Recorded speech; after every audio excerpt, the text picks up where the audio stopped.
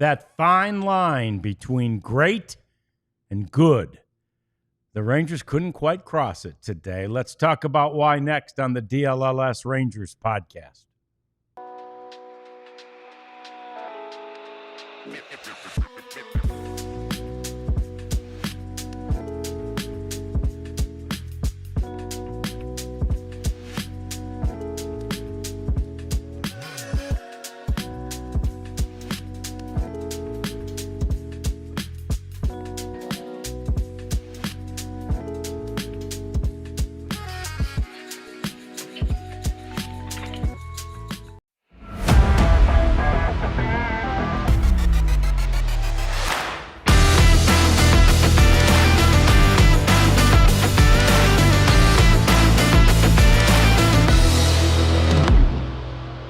Yeah, and in the desert, the Rangers are thirsting for runs in the finale here, and they couldn't score any. Zach Gallen, pretty good, though. Looked like Zach Gallen used to, not like he has for much of this year, as we welcome you into the DLLS Sports Studios. It's the DLLS Rangers podcast. John Radigan here with Jeff Wilson. We talk about Getaway Day. We've got Ryan here taking care of the technical things for us.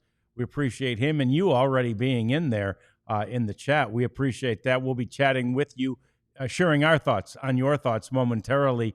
Before we get to the disappointment and the familiarity that was this game, let us remind you about our big week, really our big month here at DLLS, because we are celebrating BBBS month. That's Big Brothers, Big Sisters month.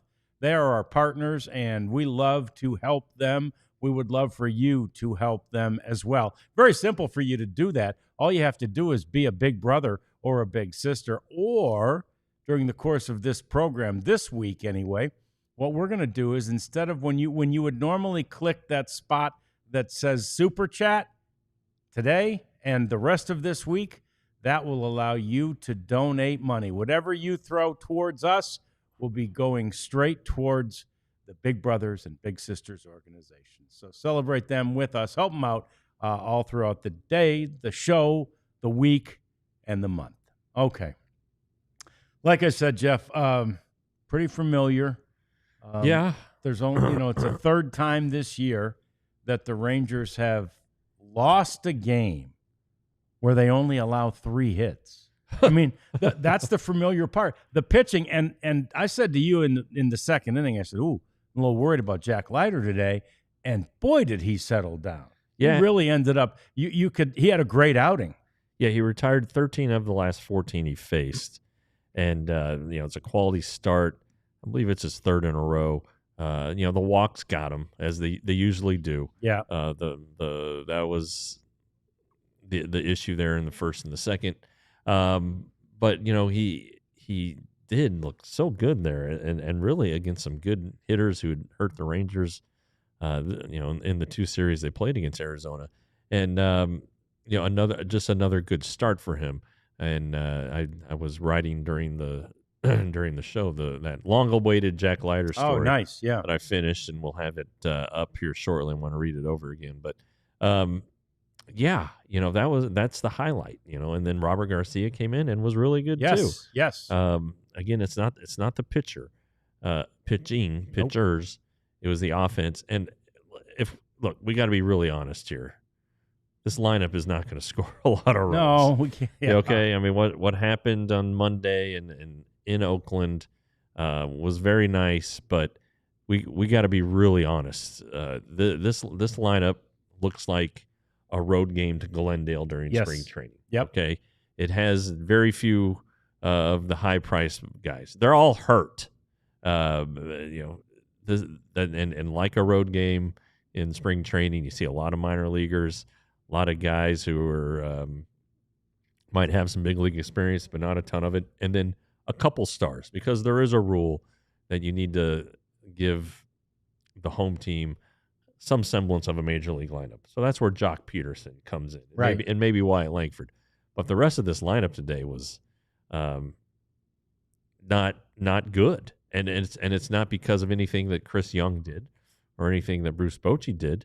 It's because of injury. You can't expect for this offense to score. and it's nice to see guys like Cody Freeman and Alejandro Osuna and Michael Hellman contribute like they did in the 4 wins to start the road trip. But they all started in the minor leagues. Right. Hellman wasn't even with the Rangers, and so you're talking about a lineup that's just going to struggle, and that's just the way it's going to be. Sure, and the nature of a young player in the game is going to be up and down anyway. But then, to your point, none of these guys are Corey Seager or Marcus Semien, right? I mean, and very few are. So even when they're at their highest point, it would be difficult to compare what they do to what Corey Seager does. Right, and how many were Corey Seager's a threat to be Ketel Marte. Yep. He Marte just was frightening this whole series Yep. in these 2 series against the Diamondbacks, and the Rangers don't have that. Josh Smith batted leadoff. Okay, he's been there a lot this year. Wyatt Langford, okay, a regular. Jock Peterson, better of late, but still batting 178. Jake Berger, who's been hurt. Kyle Higashioka, the better of the 2 catchers. And then it's Osuna, Duran, Hellman, Freeman, Osuna, Duran, Hellman to finish off that lineup. That's 4 guys that have been in the minor leagues at some point this year. And Jake Berger got sent down at one point this year. Yeah. So it's it is not a lineup that's going to score a ton of runs. So when they get the opportunities to do so, they can't make outs on the bases, like Osuna did in the 7th, like Duran really threatened to do until he got bailed out by the obstruction call. You got to be able to capitalize on these opportunities. And yes, you've seen these guys like Freeman and Osuna contribute on the trip and of late, but to count on them to be regular contributors is probably a little bit of a stretch, but that's just kind of where the Rangers are right now because of injury. Yeah, and I think it's gotten to 0 for 14 now in the last 2 games with runners in scoring position. I mean, it's not like, the Rangers had just a ton of opportunity with runners in scoring position today. They had only 5 hits themselves as a team, but every time they had a runner in scoring position in the first. They had a runner in scoring position in the second. If there was a time in this game where it seemed that Zach Gallen was gettable, that was it. And, Kyle Higashioka actually struck out looking to end the first, and he hit a ball that was just pulled a little too hard, and it was foul. It wasn't like that close, but, he did that twice off Gallen. If he straightens either one of those out, we could be having a different conversation right now. But as it was, the Rangers just couldn't get the runners in when they had them in scoring position. And in some cases, Jeff, the young guys, still baseball fundamentals, man, baseball 101, the young guys couldn't get themselves in or out of the way in the case of Alejandro Osuna, getting picked off second base there. Yeah, you feel good about the Diamondbacks were into their bullpen. He started with a single. You're thinking, okay, this bullpen isn't any good, and the Rangers have an opportunity to do something. And he managed to get to second, and then just ran into an out. He just yeah, because he steals second, that. right? I mean, that's such a great thing. He steals second, and he stole it easily, and then boom, he's picked off, and he really did everything wrong. Yeah. So the ball back towards second. The ball was hit back to the pitcher, who threw. He just turned and he was going 6 straight balls, right? That's right, or maybe even 7. But anyway, so a chopper back to the pitcher, and he turned around and looked at the runner, and Osuna was just off the base, and it was too far, and they made the fundamental play.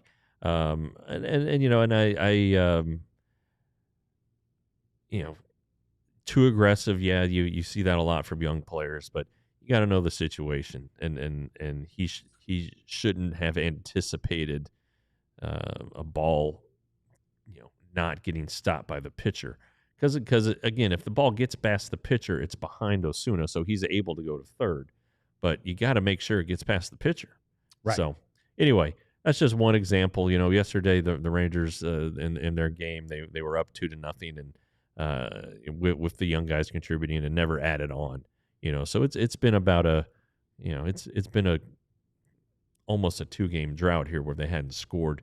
So they get the day off tomorrow, come home tonight, day off tomorrow, and then the Astros, and hopefully that will inspire them to greater things. Still no definitive word on what's going on with Adolis Garcia. No IL move as of yet. And again with the roster as it is now, with you being able to expand it, they don't necessarily need to put him on the IL, but if it's not going to be 10 days, you don't IL him. No, and especially at this point of the year, because they do have an extra position player. Right, that's the thing. Boat said we still got 4 guys on the bench, even if he's not available to me. And the reality is, as we talked about yesterday on the show, who do you call up? Right. There's really nobody to call up in that situation. So you just figure that hopefully, we're going to see at least as a pinch hitter, we'll see him in there, because Adolis just owns the Astros. So with sometime over the course of the next 3 days, we'd sure like to see him in there. Certainly as more than a pinch hitter, but at least as a pinch hitter, because that would just be great. We'll talk lots more about that Astros series coming up a little bit later on in the program, and we'll also get to the overall road trip, which again was good, maybe even really good, just not quite great. We'll talk about that too, as well as the standings and some other things happening in baseball. All those things are coming up in just a few minutes. But this one, Jeff, I said familiar at the beginning of the show, and it was in that there wasn't enough offense and there was great pitching. But to your point, with it, that was happening earlier this year with a big league lineup, right? Not look, a AAA or a really good AAA, but this is a lot of guys who, like you say, were minor leaguers at the beginning of the year. Yeah. So the fact is that now that you're without these guys who should have been contributing, you're getting contributions from guys who, I'm not going to say shouldn't be, but who wouldn't even have the opportunity to. Right. Be. Right. Yeah, they're just in. They're here. They're the depth. And you can go without a few guys, but when your guys that you're talking about missing are Seager, Evan Carter, Adolis, who had been really good since coming off the IL with the calf situation, Simeon, who had a nice stretch there before he got injured. You're talking about guys who've done it before, who aren't going to be overwhelmed by a situation, who recognize what's going on. And people can say, oh, well, Adolis hasn't been very good this year. And that's true. But would you rather have him batting or Alejandro Osuna batting? Right. I think the answer is pretty clear there. Yeah. I know who pitchers would rather face, and that's another thing. Osuna. Yeah. The Rangers really don't have a guy who right now is just making the opposing lineup quake in their shoes.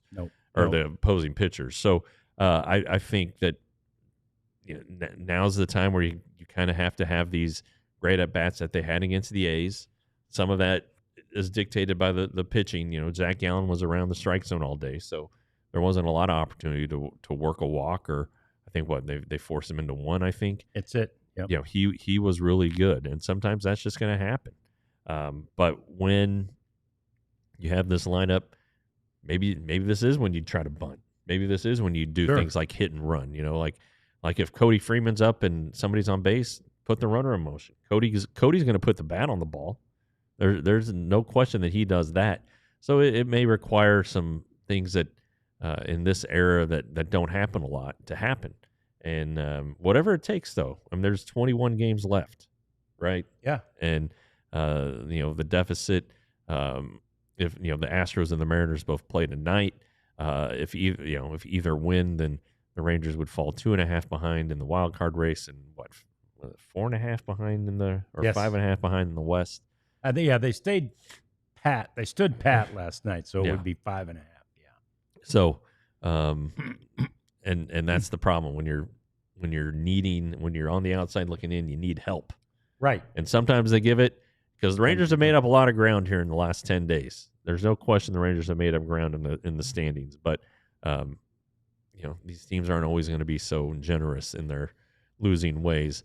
And the Rangers could use a little more help right here just to not fall behind for the second straight day. Okay, so speaking of those standings, let's talk about them next and also sort of put this whole road trip into perspective. We know what it might have been. We know what they wanted it to be. Let's talk about what it was next on the DLLS Rangers podcast.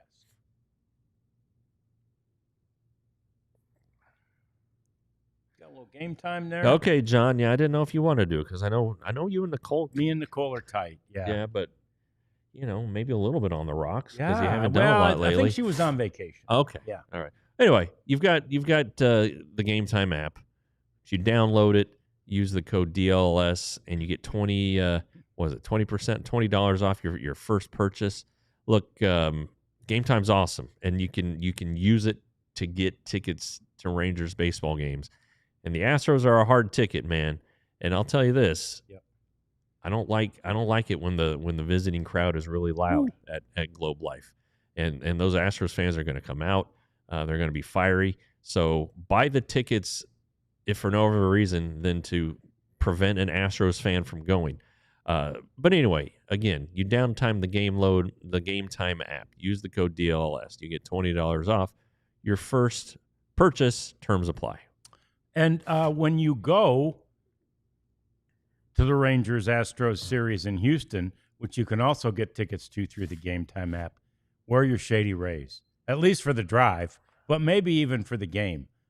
Just wear your Shady Rays in there and let everybody know how cool you are. Wear your DLLS shirt or another Rangers shirt, and everybody will see. All those Astros fans will be intimidated. They're always intimidated by people wearing not only sunglasses, but really cool sunglasses inside a building. So pick your Shady Rays out. There's so many styles, so many varieties, so many colors, so many different things you can do on their website. ShadyRays.com, 35% off polarized sunglasses. If they break, Shady Rays will fix them. If you lose them, Shady Rays will replace them. You can't get much better a deal than that at ShadyRays.com with the code DLLS.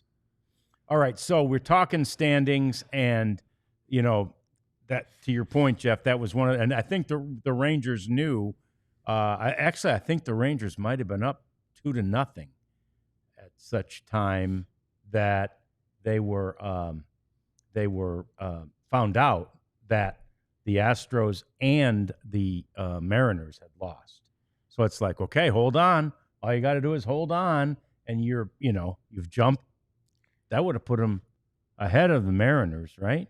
Or would that have put them a half game behind the Mariners? Okay. Yeah, they'd have been a half game behind, and then they would have been within 3.5 of the Astros, but they didn't. So then I saw somebody on Twitter saying today, "Are you a half full guy or a half empty guy?" Right? If you're a half full guy, you're saying, "Well, it's all right. They didn't lose any ground." Yeah. If you're a half empty guy, you're like, "Damn it, they didn't gain any ground." Right? But anyway, there's where the West standings are right now after the loss. These are current. So it was 4.5 to start the day. They lose a half game essentially by losing the game. If the Astros lose tonight, it'll be back to 4.5 games that separate the two. But right now, as we speak, it is a 5-game difference. And the wild card standings, it's a game and a half. It's 2 right now, again, because of that half game behind the Mariners. But you see there, in both the case of the Mariners and the Astros, you like the win column totals. They're somewhat close enough to make you feel like anything is possible in these races right now, especially in the case of the Astros, where the Rangers have those 6 games against them. Jeff, I think, we know from the beginning of this road trip that it was, Jock Peterson who said, we need to go 5-1 or 6-0 on this road trip. And he certainly didn't know when he said that his buddy and the best player on the team, Corey Seager, was going to be, sidelined with an appendectomy, Right. and yet they still damn near did that.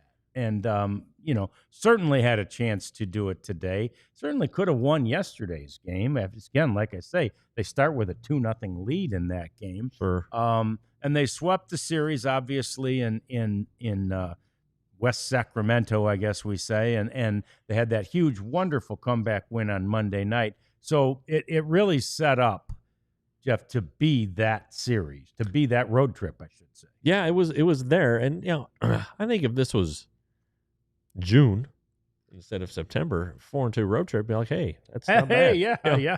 And really, and most Septembers in really, the context of this team, of how bad they've been on the road, this is a good road trip. Yeah, but it needed to be better, and so and that's the position they've put themselves in now. This homestand, Astros Brewers, my lord. Yeah, that's if they go 4-2, that'd be fantastic. Absolutely. But again, the Astros do present an opportunity here. 6 games left against them to make up some ground in the West and maybe shake up the wild card standings a little bit. There's that opportunity ahead. But I think after you win the first 4 games and you come home 4-2, you are disappointed. I think they're hopping on this flight from Phoenix, not a long flight, and they'll probably be like, damn it, this one.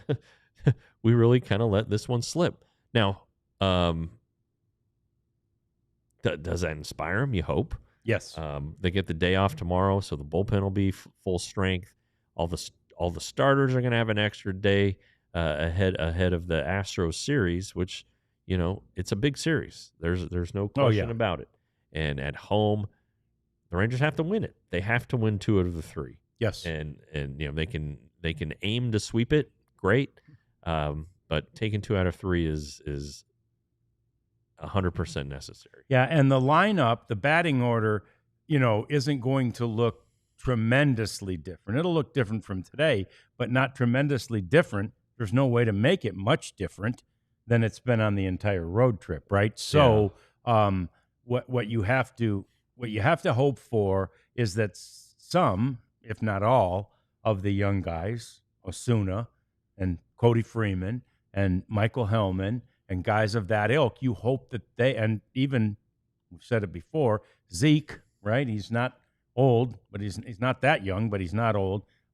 If these guys continue to perform as they did in California and as they did in game 1 of this one, you got a shot at it. But the possibility exists, Jeff, especially for those guys who haven't done it before, that the lights get brighter, the games get better, bigger, the focus gets, how do they handle that? Yeah. How do they respond? Yeah. And maybe you hear about the game speeding up on them and all of those things. Yeah. And maybe that can happen here. I think Josh Young did have the day off today. He did. So you throw him back in the lineup, presumably on Friday and all weekend. Try to get these guys a blow when you can, I guess. With the games dwindling away, maybe he can go the rest of the way here with just the scheduled off days. But yeah, the Garcia thing is tricky. If he comes back and can be just the DH, you're going to take out Jock Peterson from the lineup, unless you want to put Jock Peterson at first base, in which case you're taking out Tellez or Jake Berger, depending on the matchup. If it's a right-hander or a left-hander on the mound, though Berger did start today against Gallen because he'd had some success against him. I think that maybe you're at the point where if Adolis can DH, then you do have to go with Jock Peterson at first base, because of Tellez, Berger, and Peterson, he's probably the best right now. First base, defense, when you have a bad first baseman, but it's not the end-all, be-all if you have a bad first baseman. And yet the ball will find him. Right. It really will. But then it's like, so who do you put in right field? Is this where you go with Ezekiel Duran, or do you stick with Osuna because he bats left-handed? It's just these are the choices you have because of some really unfortunate circumstances Right. with injuries. And, a grade 2 quad strain, is usually like a 6-week injury. Can be, yeah. It's not Yeah. a couple days, but No. but this is the time of year where you got to Yep. And suck it up a it little may bit. be why for the Astros series you get no more than pinch hitting opportunities out of Adolis Garcia. But I will say this: if he comes up in a pinch hit situation, with something on the line or an opportunity to either give the Rangers a lead or pad a lead, that place is going to go nuts. Sure. Because everybody knows, and he plays off it, and he feeds off of it, and he plays to it. It'd be really nice if he's at least able to do that. Yeah, and they'll take whatever they can get, believe me. It's but again, a grade 2, the scale is to 3. Okay, Yeah. so I mean, it's not like it's a grade 2 out of 10. No. It's a pretty small scale. So it's a good one. It's gonna cost him some time in the off season. Not too much. He should be okay to have a full off season, but nevertheless, it's just a tough situation. And my gosh, you try to think back to bad injury seasons in the Rangers past, and 2014 is the one that always comes to mind. Yeah. But those were, at least they felt a little spread out. Yeah. I know that the Profar, the news that Profar wouldn't be back, and the news that Prince Fielder would have to have the neck surgery, that came down on the same day. We were in Detroit. Did it really? Wow. Yeah. It was a long conference call with John Daniels, but we were in Detroit, and then the Mitch Moreland foot reconstruction news came a little bit later. And at the time, Shin-Soo Choo was playing with a bad elbow. The Rangers had already lost elbow and ankle, really, with Choo, and the Rangers had already lost some guys. So, I mean, it was – and, that team came in with really high hopes, too. Yeah. And so you go back to that season, and it was early and it never recovered. They played okay for a little while. And maybe that's what you're hoping for here. You can be okay for a little while. And then maybe Simeon can come back. Right. Or maybe Seager can come back. Maybe Yeah. Garcia can come back and help you down to the last series. I mean, it still could come down to that last series. Oh, sure. Or the last week, the last homestand with the Marlins and the Twins. Sure. Hey, that's a place where you could do some damage. But you got to get there first. And I just don't know that this team, as it's currently constructed, through no fault of nobody's fault, is gonna be able to deliver enough runs. But again, the rotation and the pitching staff are the best in baseball. Yes. And so if the Rangers can muster 4 runs, but they just haven't been able to do it the last 2 days. No, and they did it for a long stretch there. And they won 9 out of 10 games. So, it's definitely a possibility. And you hope that they don't revert to this, which is kind of what we saw a lot during the season. The Rangers now at 40-32 on the road.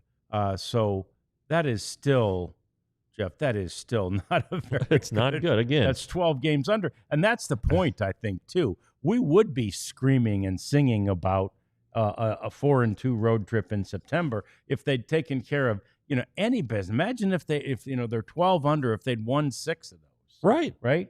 I mean, they'd be in first place in the division. They'd be first place in the division. So they're still one of the worst teams in and certainly the American League and really in baseball on the road, other than the worst teams, the Colorados and the White Sox and the Pirates. Sox, the Pirates of the world. But anyway, we've got more to talk about. We've got to dive deep into this Astros series. We've got the pitching rotation as we know it.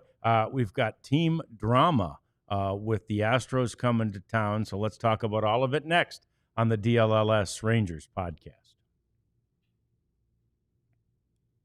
Oh, and let's talk a little bit about your cigar and your conversation that you can have with us. on September the 13th at the Casa de Monte Cristo Lounge. It's our Big Brothers and Big Sisters Cigars and Conversations. You join us for a free drink, and then after that, you could certainly purchase some more and cigars. And we talk about this whole mentorship program that is the way of Big Brothers and Big Sisters. You're there with some community leaders. You're there with certainly members of the board of Big Brothers and Big Sisters of Dallas. They're our partners, and we're proud to be partnered with them. And you have an opportunity to sort of experience some of those finer things in life. A good cigar, perhaps a good little snifter full of bourbon, Ooh, I like and that. a nice conversation about helping those who need the help and helping those less fortunate in our community. September 13th, Cigars and Conversations with our friends, our partners at Big Brothers, Big Sisters of Dallas. Not hard to find in Las Vegas, bourbon and cigars. No. And you can discover that for yourself if you go on our DLLS road trip to Las Vegas with the Cowboys crew to watch the Fightin' Dallas Cowboys play the Raiders on the 18th. The trip is November 15, November 18. Mandalay Bay, truefantravel.com. Check them out. They'll help you get there from anywhere in the U.S., not just DFW. So you get your airfare, your game ticket, your hotel for the price from True Fan Travel. Then you got to bring your own gambling money and drinking money and, like I said, bail money. But you get to hang out with our guys who are awesome. All of them are great dudes. You'll have a great time. You get to bet college and pro football. It's a total guys weekend. TrueFanTravel.com. Go to Vegas with our Dallas crew. Do they need to bring Clarence's bail money, or will he have his own? Probably wouldn't help or hurt. You might do Clarence a solid. Do Pop a solid and bring a little extra bail money just in case, because he will close a bar down on you. And I'm not sure they close in Vegas. So they don't. That's the thing, right? Clarence is there trying to close the damn place down. It never closes. So this Astros series is huge. We've said it a million times. There are 6 games left against the Astros, a 3-game series this weekend starting Friday at Globe Life Field, and then a 3-game series on the next road trip down there in Houston. So this one is absolutely huge. That one we hope will be too, right? I mean, I suppose if things don't go well between now and then, maybe it won't be, but we're hoping it will be too. And the Astros are going to arrive here, Jeff, and they not only have a game tonight, but they have another game tomorrow. Yeah. So they're going to arrive here, I guess a little at this point in the season, everybody's tired and fatigued, but they might be feeling a little bit more fatigued than the Rangers will. And there's this whole drama surrounding what happened last night in Game 1 of that Yankees series as Framber Valdez, the catcher's back there waving him off. No. Step off the rubber. Step off. And he didn't, and they disagreed on the pitch, and I think he threw what the catcher called, and it was a grand slam. And then he was pissed that he listened to the catcher and threw it. So, look at the video. We can't show it to you, but look at the video. But there's every reason to believe, and I do believe, that he crossed up his catcher on purpose, Jeff. Yeah, it just the look of it. He threw the pitch, turned around, walked off the mound like, hey, not like, oh, shoot, or anything. Right. And any catcher who will tell you that when that happens, and it happens a few times a season, it's not common. No. And a lot of times the catcher will be able to make an adjustment and catch the ball. And even then, the pitcher will say, are you okay? Or, hey, my bad. I'm sorry that happened. Yep. That was on me. And if you read the postgame quotes, and I hesitate because it came through a translator, because Valdez was not speaking English. He was speaking Spanish, and the translator was translating that Valdez said, I called the pitch. But earlier he had said, well, I don't call the pitches. So it's like, so he had a pitch in mind that he wanted to throw, and he said he just threw it, even though that wasn't the pitch that had been called. it's just messy. And I guess that the manager Joe Estrada, came out today and said, I've heard there's some grumbling about this. I don't read this stuff. Yeah, whatever, liar. And he said, well, I wanted to meet with our guys and get everything straightened out, and I believe them. And but why would you come out with that if you believe him? Just let it go. Let it go. Just let it go. You don't need to. He opened up his daily briefing with that. It's like, okay, you can wait for somebody to ask you about it and say, yeah, I believe him. You don't need to make a point of it. So there's something there. Well, and I think the big thing, though, and I think Ranger fans have known this from past run-ins, is Framber Valdez sounds like a real jerk. Yes. Yeah. I think the Astros are as good as he is. The Astros are going to be glad to get rid of him and get him out of that clubhouse. But apparently it did, and again, these are sources. This is inside stuff, but a couple of the writers from Houston that I follow say, their sources telling them that it got heated in the clubhouse last night, as not just, pretty much everybody was like getting on Valdez for that act. And then ultimately the coaches had to come out and help break it up. But I guess, maybe Joe Espada wasn't around. I mean, maybe it was the other coaches. I doubt it. And yeah, he knew. But in any event, I don't think a team coming in with that sort of, drama existing. And but as Valdez is not on that. Let's take a look at the pitching, if you don't mind, Ryan. And then Valdez, they facing him on Sunday? No. Okay, good. Yeah, and the team didn't. The Rangers didn't have these in their game notes. This is from our friends at ESPN. Okay. I guess they're just holding, to what the rotation went through the last time. But they don't have a day off, so they do have to kind of stick to things. Theoretically, yeah. Arrighetti, who's been hurt this year, Brown, who's been fabulous, and then Garcia, who also is coming back from a surgery. Excuse me.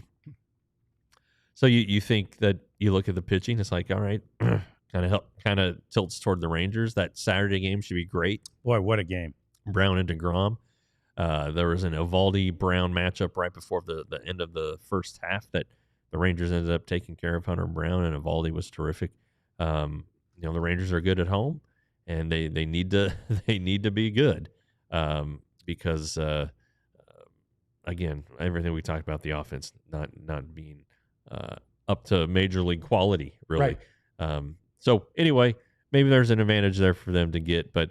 Yeah, it'll be interesting to see what happens tonight in that Astros-Yankees game, and then tomorrow too. I mean, is there going to be a hangover, or is it one of those deals where, like, the players who were pissed got off their chest, they realize that the guy they're dealing with may not be the best guy in the world, and they're just like, F him, he's not part of this anymore. We made our point. Let's carry on. Kind of a veteran, winning team would do that. And with a track record like the Astros have of being good, it seems like they might be able to move on from it. But that guy just is a distraction. You go back to 23, I believe it was, when he hit Semien after Nate Lowe had hit a home run, and then Semien came back and hit either a 3-run homer or a grand slam off of him later in the game, and was motioning to him, doing things that Marcus Semien doesn't do. Yeah. And so you kind of recognized what a potential D-head that Framber is there.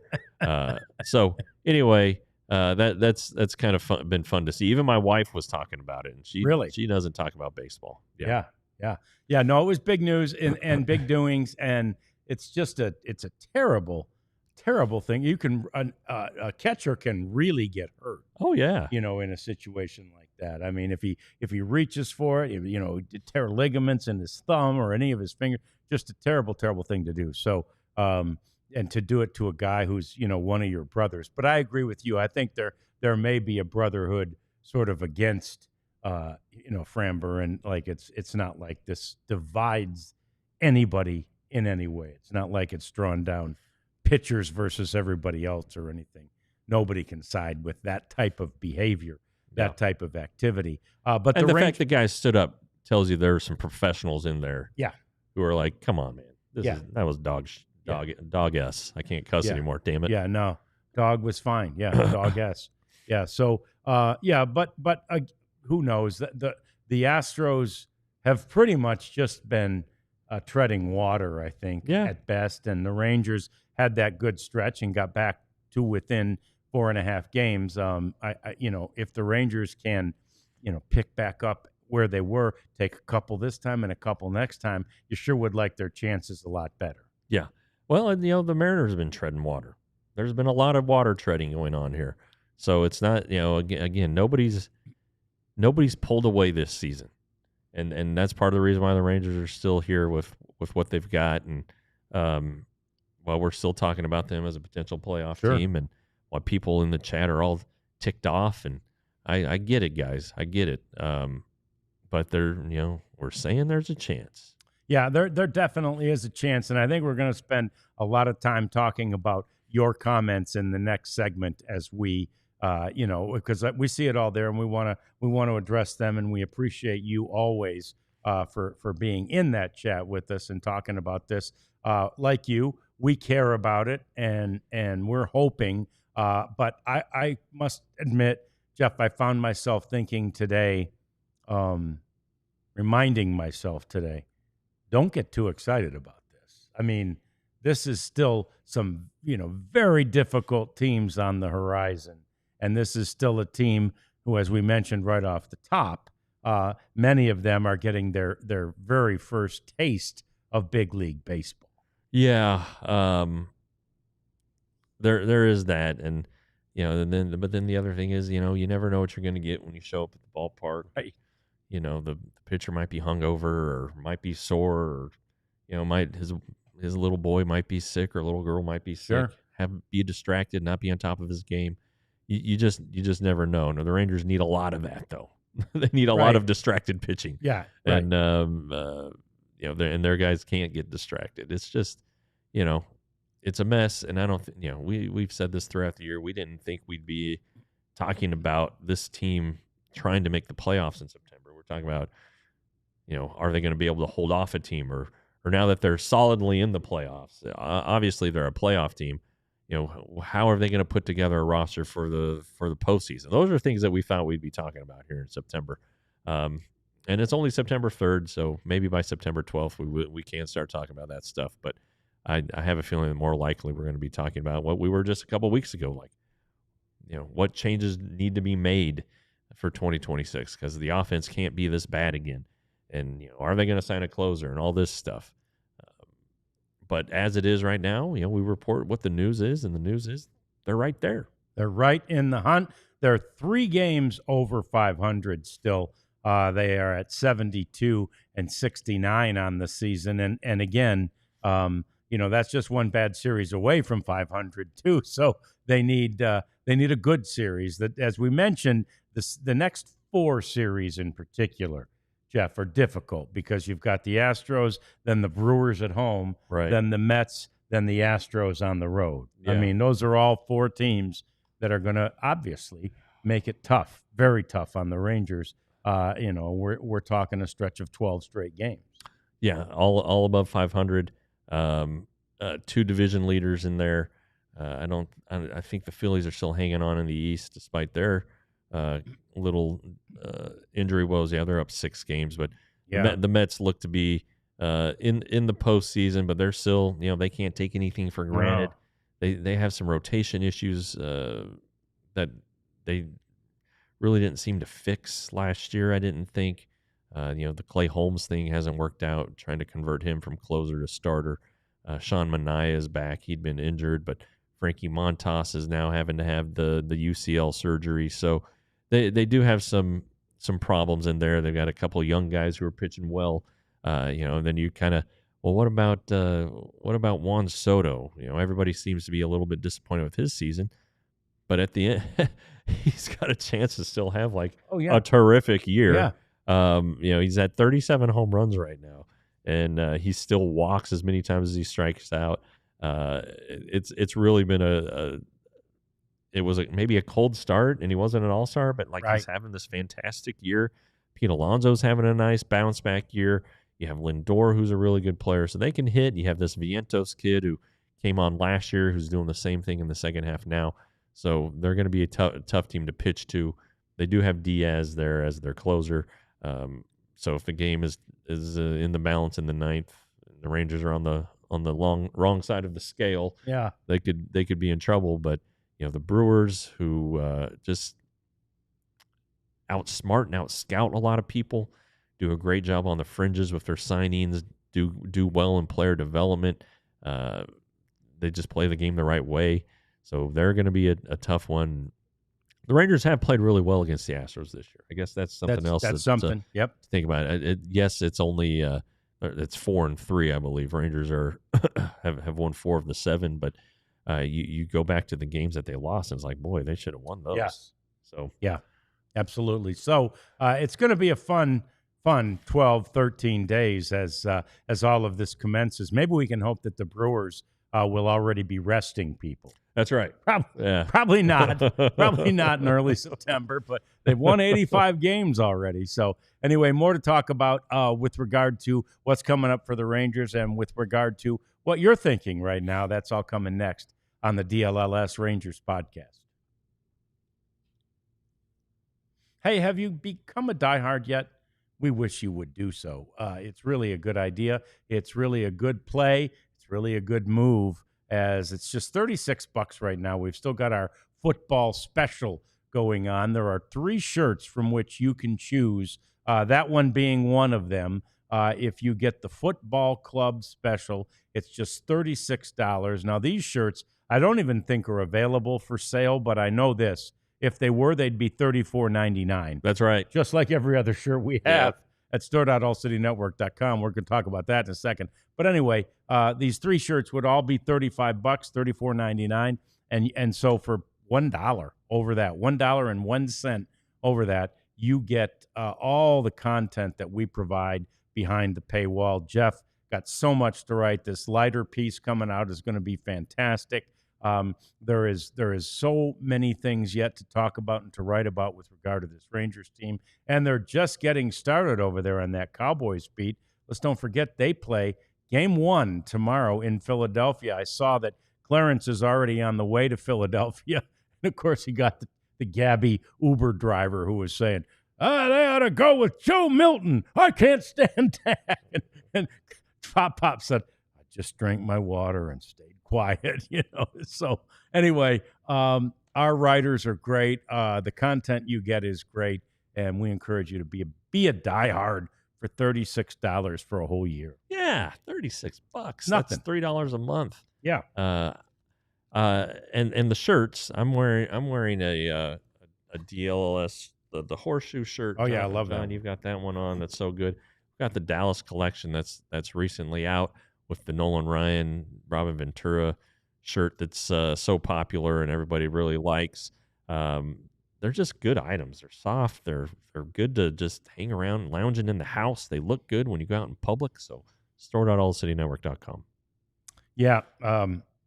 So here's the deal.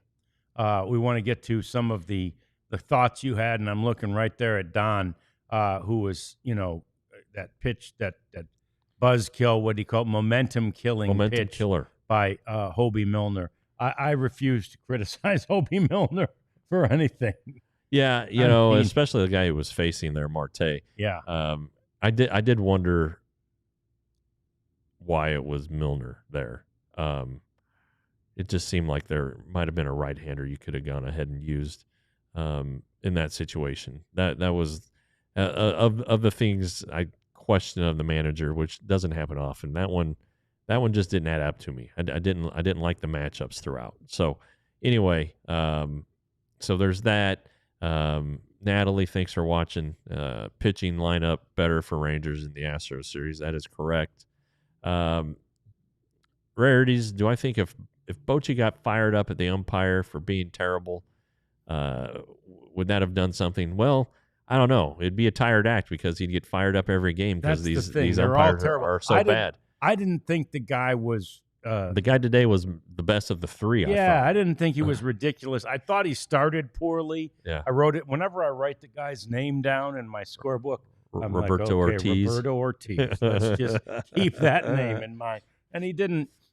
He called them, I think, somewhat... He gave the bottom of the zone, Right. He was really At generous with times. the bottom. At times he was. At Yeah. times he wasn't. Yeah. No, I would like to see, I think the team would kind of enjoy it if Bochy like emptied out a bat rack. Yeah. Or threw a cooler onto the field, did something like that. It wouldn't be bad. I don't know that you want a player to do it because you don't want them to get suspended and you're already shorthanded as is. So I don't know about that one. I saw McJowers in there saying, "Excuse me while I go puke," while Josh Smith continues to bat leadoff. And that kind of gets back to my whole thought about leadoff hitters. He did single to start today's game, I believe. Josh Smith He did. Yep. But really, the leadoff hitter, I think, when you look at all the things in baseball, I think is pretty overrated. You do want a good guy, obviously, at the top of the lineup. But how many times is he batting leadoff a game? Once or twice, right? Twice today, but not always. It's not something like every inning he's the leadoff batter. I do think he is struggling. There's no question about it. I think he showed a little bit with a hit yesterday, a hit today. He reached 5 times Sunday. He's just kind of in a funk.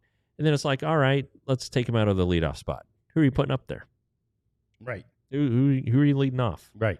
I just, people want to say Langford. Well, boy, I'd sure like Langford to have a chance to bat with somebody on base. Yeah. I'd like Langford to not bat second. I'd like him to bat third honestly. Sure. Yeah. But again, who are you going to put on? Who are you going to put up there? Jock Peterson batted leadoff once this year. Yeah. You want to try that? No. Probably not. No. So I just think there's a and again, you'll get Sam Haggerty back. Hopefully at some point. I hope. Yeah, but there's just not a lot of options at this point. That may be one of those things we're talking about at the for the off season. No matter what happens here, down the stretch, to get a more prototypical leadoff hitter. I do agree though that somebody who. Ricky Henderson. come on, a guy who walked and could make it 1-0 in a heartbeat. Yeah. I get that, and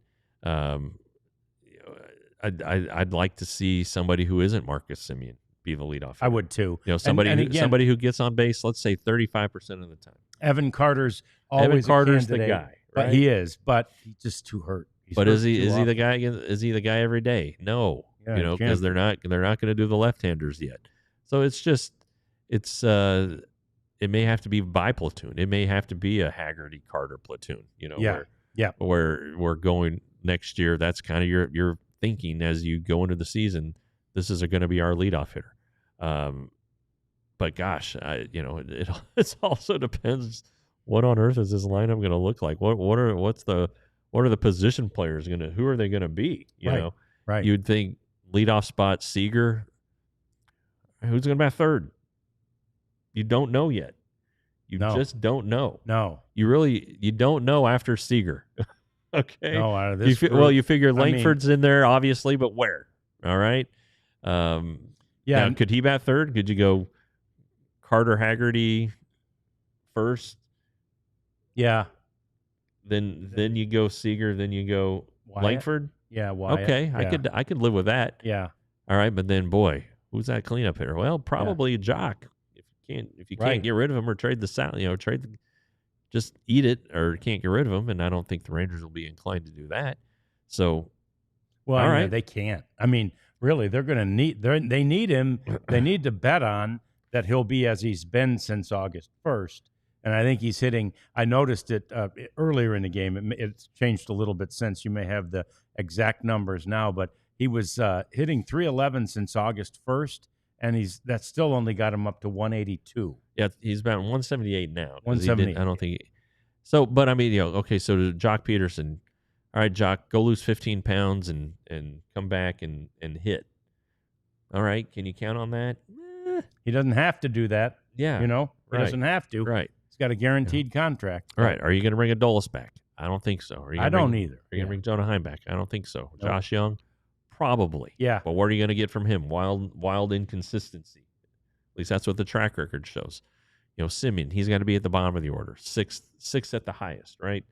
So I mean, it's just gonna look different. It has to, and it'll be very interesting. And again, that's why the Chris Youngs and the Ross Fenster makers of the world get paid the big bucks, right? I'm sure they've already got ideas in their mind about how they want to reconfigure this. But what they need more of is guys like Evan Carter and his ilk, who see a lot of pitches, who have ability to get on base, and then once they're on base, have ability to make things happen. It's amazing how the game is kind of swinging back to that just a little bit more. Maybe it's just coming back towards center, where that part of the game is being emphasized right now. Yeah, I mean, again, partially because the Brewers' success. Brewers, Blue Jays, just these pesky at bats. Yeah, yes, they have Vlad Jr. and Bo Bichette's been a all-star in the past, and he's led the league in hits before, but they don't have a ton of all-stars in that lineup, right? No. I mean, their big off-season acquisition is Hurt and Anthony Santander.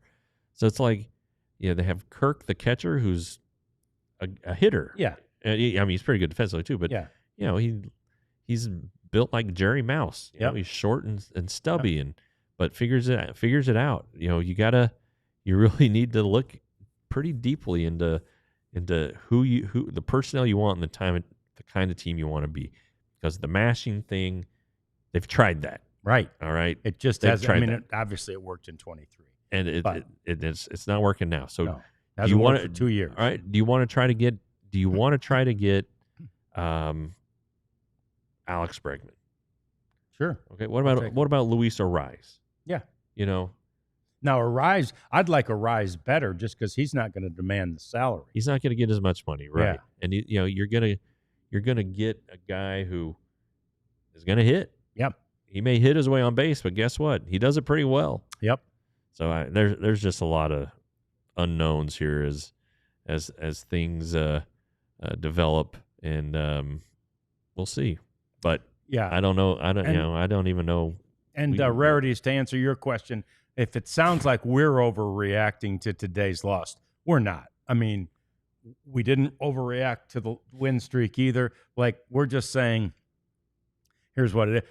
Even if the Rangers go on to win the World Series, I believe there will be the kind of changes that we're talking about. Maybe not wholesale if you win the World Series, but you know what I'm saying. Yeah. This offense, even if it gets hot, okay, if they were to win it, you'd say, well, they got hot for 2 or 3 straight months.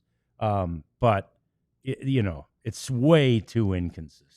They're going to need to make changes. Right. And that's just because, again, like we've been saying for a while, their hitters they're not all the same, but they're very, very, very similar. Too many guys that swing and miss too much, and who don't put the ball in play enough.